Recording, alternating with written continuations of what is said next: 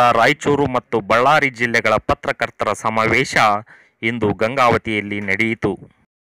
ಗಂಗಾವತಿಯಲ್ಲಿ ನಡೆದ ಪತ್ರಕರ್ತರ ಸಮಾವೇಶಕ್ಕೆ ಮಾಜಿ ಸಿಎಂ ಸಿದ್ದರಾಮಯ್ಯನವರು ಆಗಮಿಸಿದ್ದರು ಹಾಗೂ ಪತ್ರಕರ್ತರನ್ನು ಉದ್ದೇಶಿಸಿ ಮಾತನಾಡಿದರು.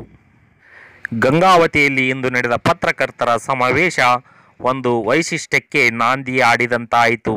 ಏಕೆಂದರೆ ಗಂಗಾವತಿಯಲ್ಲಿ ಈ ಹಿಂದೆ ರಾಜಕೀಯ ಕೆಸರಾಟ ಮಾಡುತ್ತಿದ್ದ ಅನ್ಸಾರಿ, ಶ್ರೀನಾಥ್ ಹಾಗೂ ಪರಣ್ಣನವರು ಒಂದೇ ವೇದಿಕೆಯ ಮೇಲೆ ಇದ್ದದ್ದು ವಿಶಿಷ್ಟದಂತೆ ಕಾಣುತ್ತಿತ್ತು.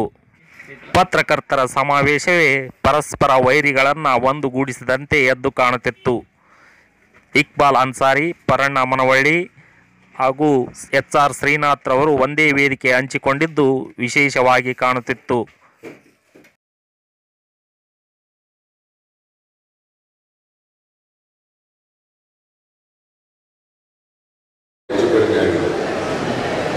ಸ್ವಾತಂತ್ರ್ಯ ಪೂರ್ವದಲ್ಲಿದ್ದಂಥ ಮಾಧ್ಯಮ, ಸ್ವಾತಂತ್ರ್ಯ ನಂತರದ ಮಾಧ್ಯಮ, ಅವತ್ತಿದ್ದಂಥ ಉದ್ದೇಶ ಗುರಿ, ಇವತ್ತಿರ್ತಕ್ಕಂಥ ಉದ್ದೇಶ ಗುರಿ ಬಹಳ ಅಧಿಕಜಾಂತರ ವ್ಯತ್ಯಾಸಗಳಿದ್ದಾರೆ. ಮಾಧ್ಯಮ ಇದೆಯಲ್ಲ, ಪ್ರಜಾಪ್ರಭುತ್ವ ವ್ಯವಸ್ಥೆಯಲ್ಲಿ ದೊಡ್ಡ ಜವಾಬ್ದಾರಿ ಇರ್ತಕ್ಕಂಥ ಒಂದು ಅಂಗ ಇದೆ. ಈಗ ನೋಡಿ, ಒಂದು ಕಾಲದಲ್ಲಿ ಯಾರನ್ನು ನಂಬುವವರು ಮಾಧ್ಯಮದವರು ನಂಬುತ್ತಿದ್ರು. ಯಾಕಂದ್ರೆ ಮಾಧ್ಯಮದವರು